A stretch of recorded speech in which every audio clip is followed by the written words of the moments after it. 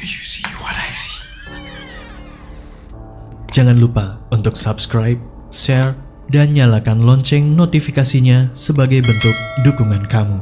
Do you see what I see? Yakin nggak mau dapetin t-shirt spesial kontributor keren ini? Selain cerita kamu bisa didengarkan oleh jutaan telinga, kamu juga bisa dapetin t-shirt keren ini hanya dengan mengirimkan cerita pengalaman horor kamu ke email podcast.ceritahoror@gmail.com. Kami tunggu.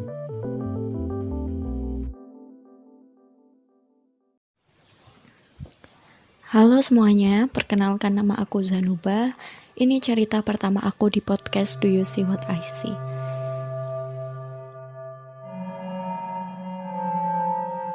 Jadi kejadian ini baru aku alami sekitar 5 hari yang lalu di sebuah jalan pintas di dekat rumahku. Sebelumnya aku akan bercerita dulu tentang jalan pintas ini dulu ya. Aku tinggal di wilayah Gresik yang deket banget sama Surabaya bagian barat. Nah, untuk mempercepat kalau misalnya mau ke Surabaya, kita biasanya lewat jalan pintas itu. Sebenarnya ada sih jalan lain, cuma agak lama gitu dan harus memutar. Sedangkan si jalan pintas ini langsung menghubungkan antara kompleks perumahanku dengan jalan menuju Surabaya Barat. Jadi untuk orang-orang perumahanku udah gak asing lagi buat lewat ke sini. Cuma jalan pintas ini tuh terdiri dari sebuah waduk, terus pemakaman umum warga yang gede banget karena memang satu perumahan kalau misalnya ada yang meninggal, nguburnya juga di kuburan itu. Dan di dekat situ ada satu rumah kosong, juga rumahnya tuh luas banget. Kalau siang sih oke-oke aja, tapi kalau malam itu benar-benar minim pencahayaan banget, bahkan gak ada cahaya sama sekali. Jadi memang kalau lewat situ memang harus disaranin jangan sendiri gitu. Karena memang selain takut sama hantu, bahaya begal dan copet juga patut diwaspadai di jalan pintas ini karena emang segelap itu gitu tempatnya. Oke, langsung ke ceritaku. Jadi 5 hari yang lalu, aku dan temanku, sebut aja namanya S, mau ke kedai mie di daerah Surabaya Barat. Saat kami berangkat, kami memutuskan untuk tidak lewat jalan pintas itu karena keadaan yang masih sore dan kami ingin sedikit berjalan-jalan. Akhirnya kami melewati jalan yang memutar itu tadi ke Surabaya. Oke. Dan setelah kami pulang dari kedai mie itu sekitar jam 8:30 malam. Ketika akan melewati jalan pintas itu, keadaan berubah sepi. Karena pertama memasuki sebuah perkampungan, lalu ke jalan pintas itu. Dan dari perkampungan itu udah sepi banget dan semua orang-orang udah pada masuk rumah gitu. Dan kebiasaan kami itu kalau misalnya mau lewat jalan pintas itu pasti nunggu ada 1 orang, 2 orang yang lewat lah. Nanti baru kita ngikutin dari belakang sepeda motor itu. Dan kebetulan pada waktu itu keadaan benar-benar sepi. Dan akhirnya ada satu bapak-bapak naik sepeda motor ada di belakang kami. Ya sudah, kami akhirnya memberanikan diri untuk lewat ke jalan pintas itu. Suasana mulai mencekam, kami melewati rumah kosong yang super besar itu. Dan dari rumah kosong ini pun udah kelihatan horor gitu. Karena emang udah lama gak ditempatin dan jadi agak rusak gitu. Lalu kami melewati waduk. Di situ feelingku udah nggak enak sama temanku si S ini. Yang awalnya kami bercanda-canda, tiba-tiba suasana langsung hening. Jalan pintas itu sebenarnya jalannya nggak cukup bagus. Selain berbelok-belok, juga banyak batu-batu gitu. Akhirnya kami sama-sama diam Di situ aku udah baca ayat kursi, udah baca semampu aku. Di situ posisinya temanku si S ini yang bonceng. Kami melewati waduk, aku sama sekali nggak berani noleh kanan kiri. Di situ udah angin, ngerasanya kayak beda banget gitu hawanya. Setelah kami hampir memasuki jalan menuju pemakaman umum, kami berdua mendengar sesuatu. Iya, suara cekikikan perempuan.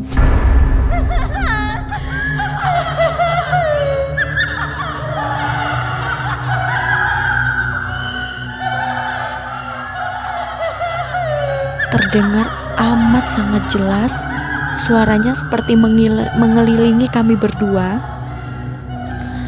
Suaranya seperti tertiup angin, karena di sekitar pemakaman umum juga banyak bambu-bambu gitu. Jadi suaranya seperti tertiup angin dan mengelilingi kami berdua. Tapi pada saat itu kami berdua sama-sama diam gitu. Akhirnya kami melanjutkan perjalanan sambil saling diam. Setelah itu kami sama-sama tidak menceritakan apa yang kami dengar pada malam itu.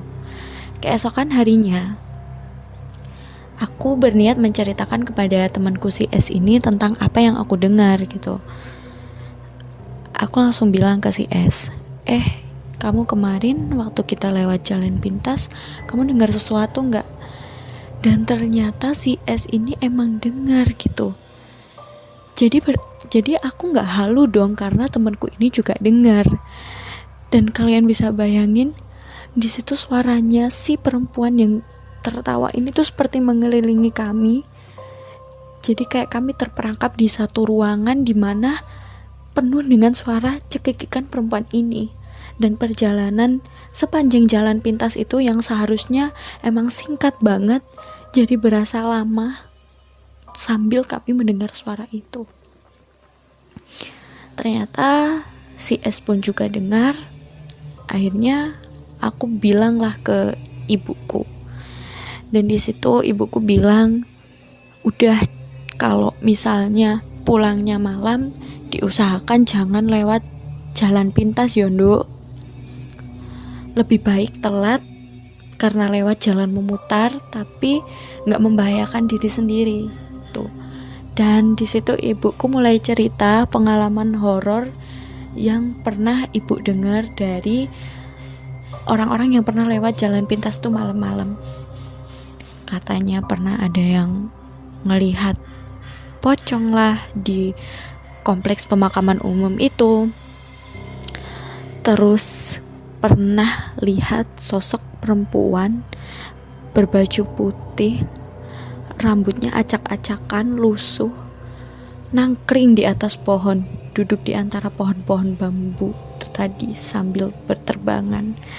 Dan akhirnya aku dan si S ini pun berpikir, atau jangan-jangan yang menertawai kami berdua si perempuan itu. Sekian cerita dari saya. Terima kasih.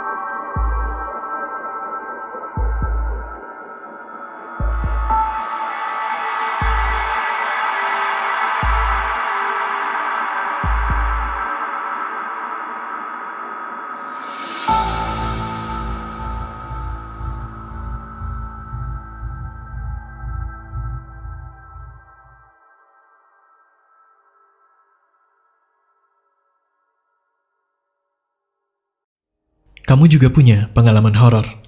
Kirim cerita kamu ke alamat berikut.